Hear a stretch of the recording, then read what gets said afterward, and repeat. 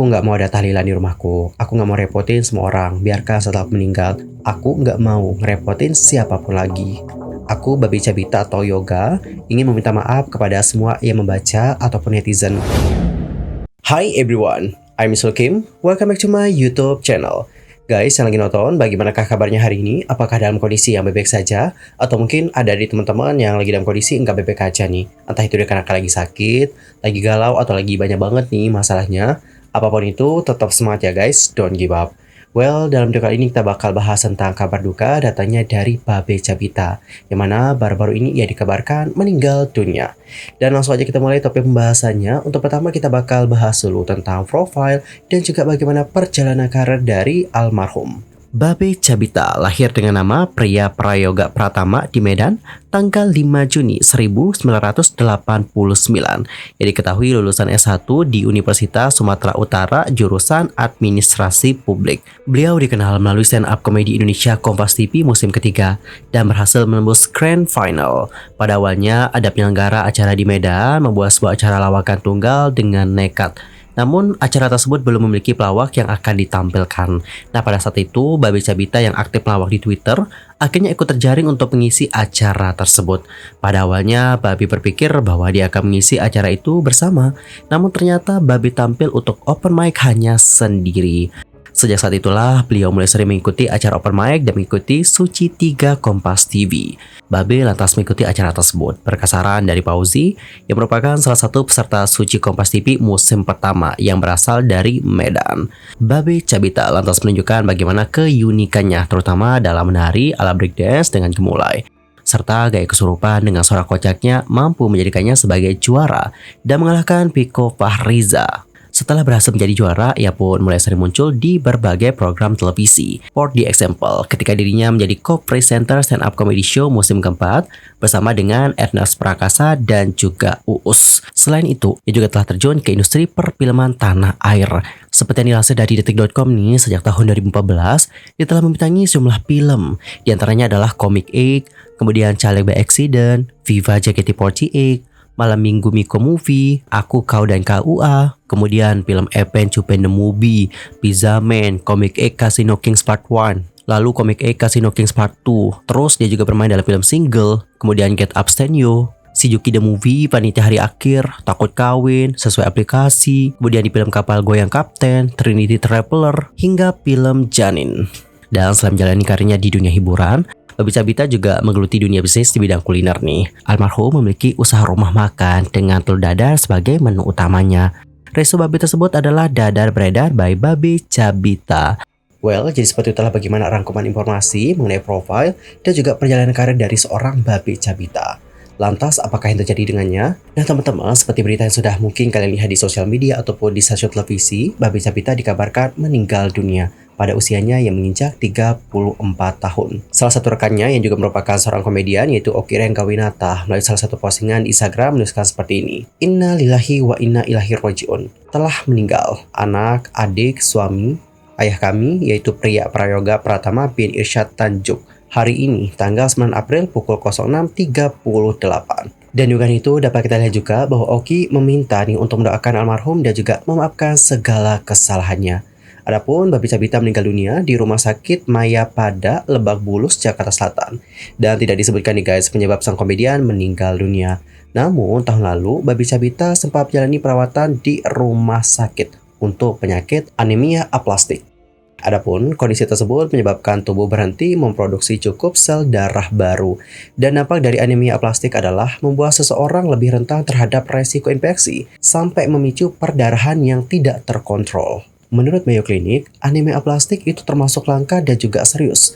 Bisa terjadi pada segala usia. Kondisi ini juga bisa terjadi secara tiba-tiba atau bisa juga terjadi secara perlahan, baik itu ringan ataupun berat, sampai pada akhirnya memburuk seiring berjalannya waktu. Dan seperti yang dilansir dari Detik Health, biasanya anemia aplastik itu dipicu kelainan langka yang diketahui dengan hemoglobinuria nocturnal paroxysmal. Sel darah merah kemudian terurai terlalu cepat.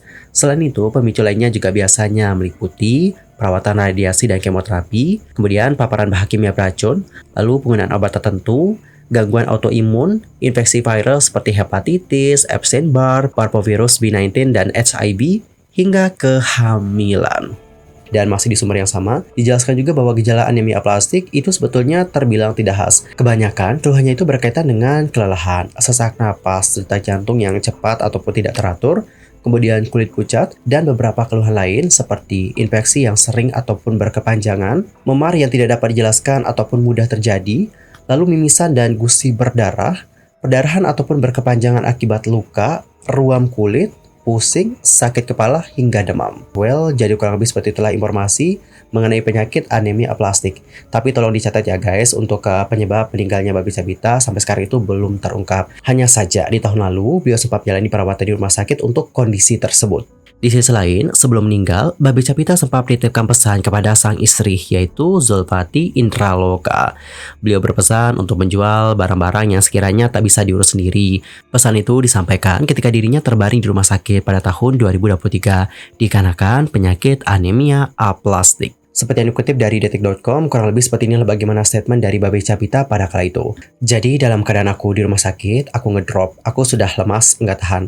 Aku minta diambilin barang-barang yang aku kayaknya kamu atau istri itu nggak bisa merawatnya. Kayak motor-motor tua, mobil tua, ikan koi gitu. Kan kamu atau istri nggak bisa merawatnya. Jual saja. Dan pada kala itu, beliau berguyon mengatakan ingin menjual benda-benda itu. Karena dirinya masih hidup dan tahu perkiraan harga yang bagus untuk semua barang tersebut. Yang ditakutkan adalah pas saat dirinya tidak ada, terus istrinya menjual, nanti istrinya tidak tahu nih guys berapa harga barang itu. Karena seperti yang sudah disampaikan oleh beliau, itu juga ada sempat kejadian nih teman-teman, di mana ada seorang istri ketika suaminya sudah tidak ada, dia itu seperti menjual ikan koi dengan harga yang murah, padahal ikan ini itu dibeli dengan harga yang mahal. Ketika dijual harganya benar-benar wah murah banget guys, berbanding terbalik dengan harga aslinya. Nah, untuk Babi Cabita menghindari banget hal-hal seperti itu. Sementara itu, pada awal Maret 2024, Babi Cabita juga sempat menuliskan permintaan maaf panjang di media sosial. Permintaan maaf itu disampaikan jelang memasuki bulan Ramadan 2024. Kala itu, beliau menuliskan, Assalamualaikum, di hari Jumat yang baik ini, dan sebentar lagi mau memasuki bulan Ramadan.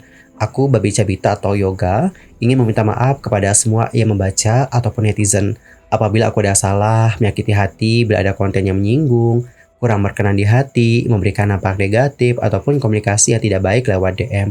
Aku memohon maaf dengan tulus dan juga semoga kalian bisa memaafkannya. Thank you, Primuts. Dan teman-teman, sebelum meninggal dunia, Oki Rengga mengatakan bahwa almarhum itu sempat berpesan tidak ingin pihak keluarganya mengadakan tahlilan ketika dirinya sudah tiada. Hal itu lantaran Babi Cabita tidak ingin merepotkan keluarganya. Saat ditemui oleh wartawan di Ciputat, Tangerang Selatan pada hari Selasa tanggal 9 April 2024, Oki mengatakan seperti ini. Aku nggak mau ada tahlilan di rumahku. Aku nggak mau repotin semua orang. Biarkan setelah aku meninggal, aku nggak mau ngerepotin siapapun lagi. Aku nggak mau ada tahlilan. Kalau teman mau bikin tahlilan segala macam, silahkan. Tapi jangan di rumahku. Adapun prosesi pemakaman jenazah pria Prayoga Pratama itu adalah di TPU Kampung Gunung Cirendu, Tangerang Selatan, Banten pada hari Selasa tanggal 9 April 2024. Oki Rengga lantas mengungkapkan alasan dari jenazah Babi Cabita dimakamkan di lokasi tersebut. Hal itu lantaran ingin dikuburkan bersama dengan almarhumah ibunya dan atas keputusan dari keluarga besar Babi Cabita. Oki Rengga menuturkan, pihak keluarga, terutama pihak dari Babi, mau dikebumikan di sini, mau dimakamkan di sini, karena pihak keluarga juga pengen tetap stay di Jakarta, supaya nggak jauh dari ibunya juga. Ibunya kan dimakamkan di Jakarta juga. Jadi memang tidak mau dibawa ke Medan. Dari awal memang sudah ada obrolan tidak dibawa ke Medan. Kita bakal berusaha untuk cari pemakaman yang dekat dari rumah. Well teman-teman, jadi seperti itulah bagaimana informasi mengenai Babi Cabita. Sekali lagi turut mengucapkan bela sungkawa dan juga duka mendalam atas kepergiannya. Dan kita doakan semoga almarhum itu dapat ditempatkan di tempat terbaik di sisi Allah Subhanahu wa Ta'ala. Dan kita juga doakan semoga segala dosa-dosanya diampuni dan pihak keluarga yang ditinggalkan itu dapat diberikan ketabahan dan juga kesabaran. Amin ya robbal alamin. Baik, cukup sekian untuk hari ini. Sampai jumpa dan selamat beraktivitas ya guys. Dan aku juga mohon maaf jika ada kesalahan, baik itu dalam ucapan, sikap, tindakan, dan mungkin ada kesalahan informasi. Mohon koreksi ya. Nanti langsung aja koreksi di kolom komentar. Goodbye everyone.